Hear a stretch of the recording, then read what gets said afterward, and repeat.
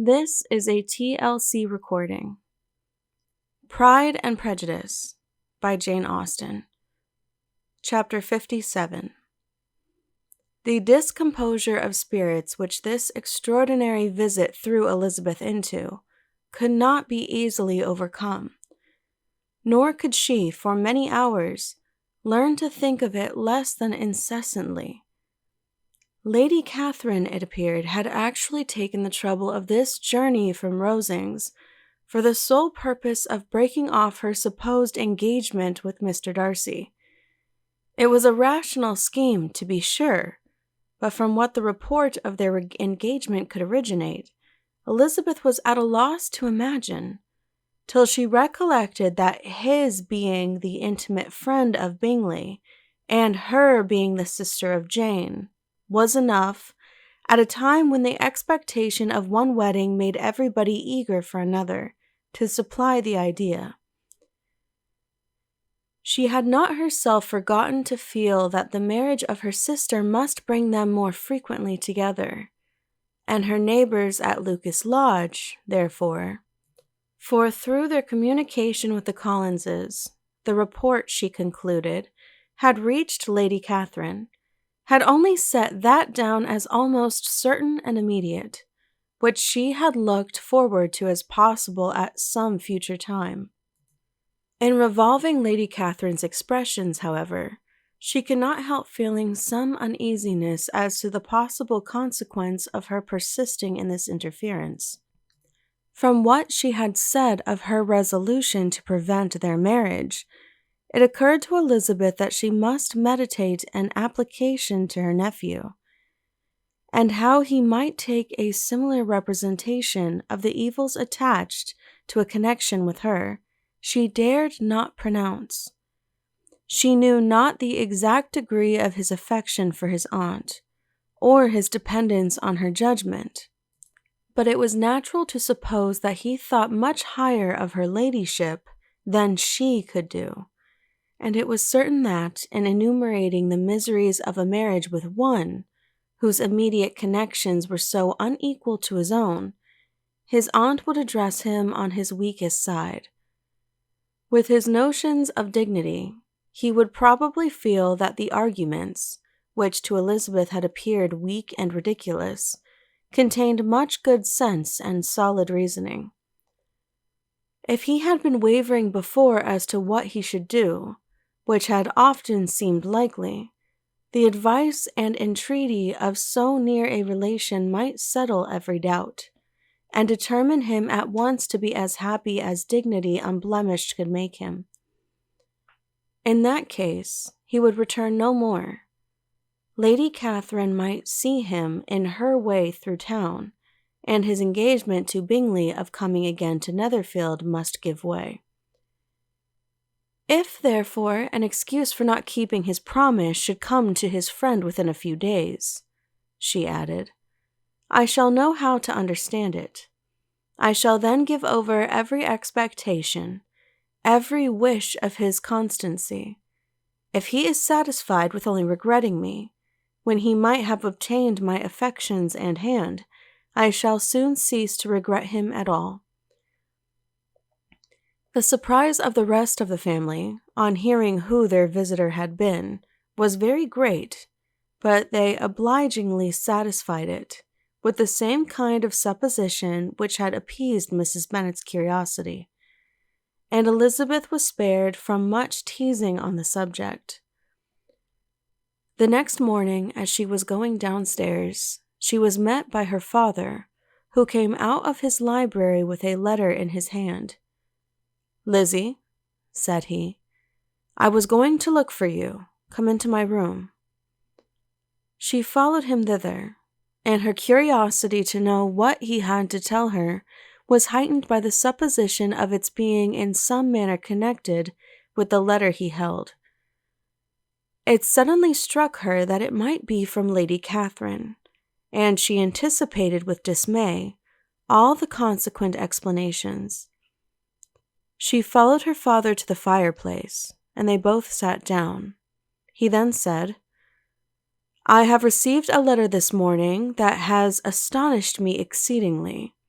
As it principally concerns yourself, you ought to know its contents. I did not know before that I had 2 daughters on the brink of matrimony. Let me congratulate you on a very important conquest." The color now rushed into Elizabeth's cheeks in the instantaneous conviction of its being a letter from the nephew, instead of the aunt, and she was undetermined whether most to be pleased that he had explained himself at all, or offended that his letter was not rather addressed to herself, when her father continued, "You look conscious. Young ladies have great penetration in such matters as these. But I think I may defy even your sagacity to discover the name of your admirer. This letter is from Mr. Collins." "From Mr. Collins? And what can he have to say?" "Something very much to the purpose, of course. He begins with congratulations on the approaching nuptials of my eldest daughter, of which, it seems, he has been told by some of the good-natured, gossiping Lucases. I shall not sport with your impatience by reading what he says on that point. What relates to yourself is as follows. Having thus offered you the sincere congratulations of Mrs. Collins and myself on this happy event, let me now add a short hint on the subject of another, of which we have been advertised by the same authority. Your daughter Elizabeth, it is presumed, will not long bear the name of Bennet, after her elder sister has resigned it, and the chosen partner of her fate may be reasonably looked up to as one of the most illustrious personages in this land. Can you possibly guess, Lizzie, who is meant by this? This young gentleman is blessed, in a peculiar way, with everything the heart of mortal can most desire. Splendid property, noble kindred, and extensive patronage. Yet, in spite of all these temptations, let me warn my cousin Elizabeth and yourself of what evils you may incur by a precipitate closure with this man's proposals, which, of course, you will be inclined to take immediate advantage of. Have you any idea, Lizzie, who this gentleman is? But now it comes out. My motive for cautioning you is as follows. We have reason to imagine that his aunt, Lady Catherine de Bourgh, does not look on the match with a friendly eye. Mr. Darcy, you see, is the man. Now, Lizzie, I think I have surprised you. Could he or the Lucases have pitched on any man within the circle of our acquaintance, whose name would have given the lie more effectually to what they related? Mr. Darcy, who never looks at any woman but to see a blemish, and who probably never looked at you in his life. It is admirable." Elizabeth tried to join in her father's pleasantry, but could only force one more reluctant smile. Never had his wit been directed in a manner so little agreeable to her. "Are you not diverted?" "Oh, yes. Pray read on." After mentioning the likelihood of this marriage to her ladyship last night, she immediately, with her usual condescension, expressed what she felt on the occasion, when it became apparent that on the score of some family objections on the part of my cousin, she would never give her consent to what she termed so disgraceful a match. I thought it my duty to give the speediest intelligence of this to my cousin, that she and her noble admirer may be aware of what they are about, and not run hastily into a marriage which has not been properly sanctioned.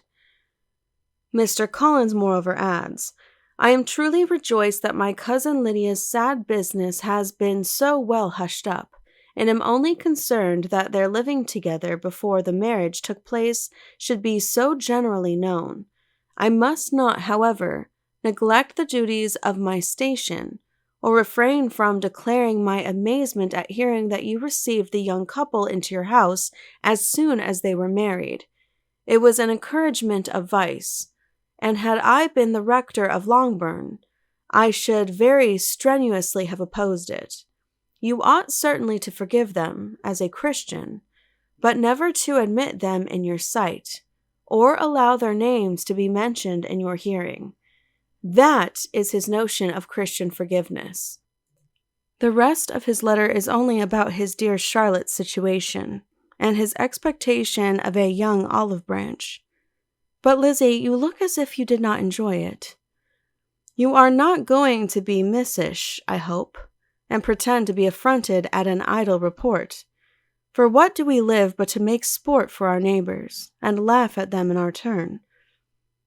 Oh, cried Elizabeth, I am excessively diverted, but it is so strange.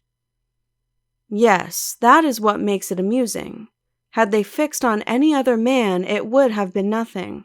But his perfect indifference, and your pointed dislike, make it so delightfully absurd. Much as I abominate writing, I would not give up Mr. Collins's correspondence for any consideration. Nay, when I read a letter of his, I cannot help giving him the preference even over Wickham, much as I value the imprudence and hypocrisy of my son-in-law. And pray, Lizzie, what said Lady Catherine about this report? Did she call to refuse her consent? To this question, his daughter replied only with a laugh, and as it had been asked without the least suspicion, she was not distressed by his repeating it. Elizabeth had never been more at a loss to make her feelings appear what they were not. It was necessary to laugh when she would rather have cried. Her father had most cruelly mortified her by what he said of Mr. Darcy's indifference, and she could do nothing but wonder at such a want of penetration, or fear that perhaps, instead of his seeing too little, she might have fancied too much. End of Chapter 57. Please click the link below to continue on to Chapter 58. This has been a TLC recording. Thank you for listening, and please be sure to subscribe.